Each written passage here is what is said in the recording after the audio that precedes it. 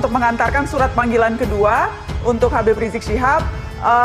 Informasi yang kami dapat dan yang ditangkap oleh kamera sempat dihalangi oleh Laskar FPI di Petamburan.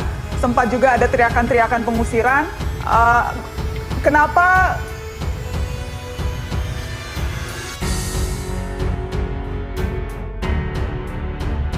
Sesaat setelah Presiden Joko Widodo melantik 6 menteri baru Kabinet Indonesia Maju, Najwa Shihab rilis narasi Mata Najwa melalui unggahan akun Instagram @matanajwa pada hari Rabu, tanggal 23 Desember tahun 2020. Narasi Mata Najwa kali ini bertajuk, "Akhirnya Reshuffle". Narasi ini dimuat dalam sebuah video yang diunggah pada akun @matanajwa tersebut. Narasi Mata Najwa bertutur tentang keyakinan Najwa Shihab akan pentingnya reshuffle pada Kabinet Indonesia Maju. Bukan tanpa alasan, narasi ini lahir atas perjalanan panjang selama pandemi melanda negeri, yang merubah tatanan kehidupan masyarakat. Terutama bagaimana upaya tim penanganan kesehatan pandemi COVID-19 yang dilihat dari sudut pandang ruang redaksi Mata Najwa.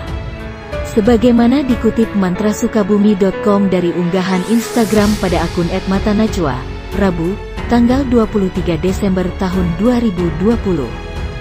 Berikut narasi Mata Najwa yang dikutip secara lengkap dan utuh dari awal sampai akhir. Reshuffle akhirnya terjadi, setelah berbulan-bulan. Lebih dari sekali, Presiden Jokowi mengungkap rencana evaluasi kinerja para menteri. Reshuffle kali ini dilakukan pada momentum yang sangat strategis, saat dunia bersiap dan berharap bahwa vaksinasi adalah jawaban COVID-19.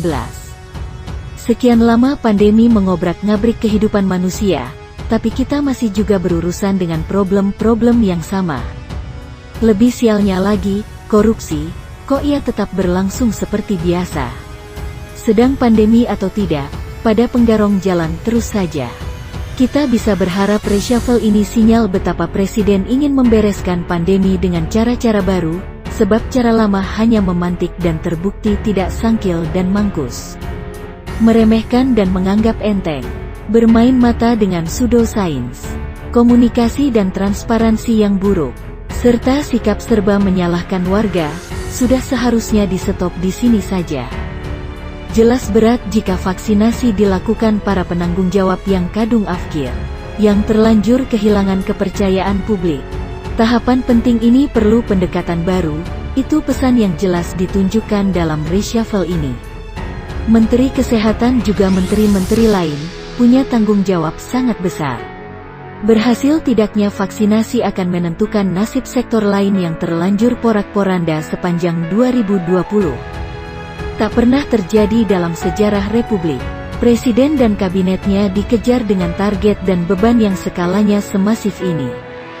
Kompleksitas pekerjaan membuat para pejabat baru mesti sanggup mengelola dan mendayagunakan segenap pemangku kepentingan. Bukan hanya birokrasi, melainkan juga publik. Bukan hanya elit, tetapi terutama mereka yang hidupnya sulit. Satu lagi, jangan lupa, korupsi masih terlarang, masih haram. Pandemi jangan malah jadi alasan bermain-main dengan anggaran, pat-pat gulipat dengan para mafia langganan. Menteri Sosial dan Menteri Kelautan dan Perikanan yang baru, juga menteri-menteri lain, tentu sudah tahu cerita para pendahulu. Reshuffle memang hak prerogatif Presiden, namun publik juga berhak mengutarakan penilaian yang tak seharusnya diabaikan. Reshuffle ini dapat menjadi tanda menangnya nalar wajar, bukti berjalannya kehendak publik dan suara akar rumput yang dikuatkan. Kami akan terus mengingatkan, kata Najwa Shihab dalam unggahan narasi Mata Najwa.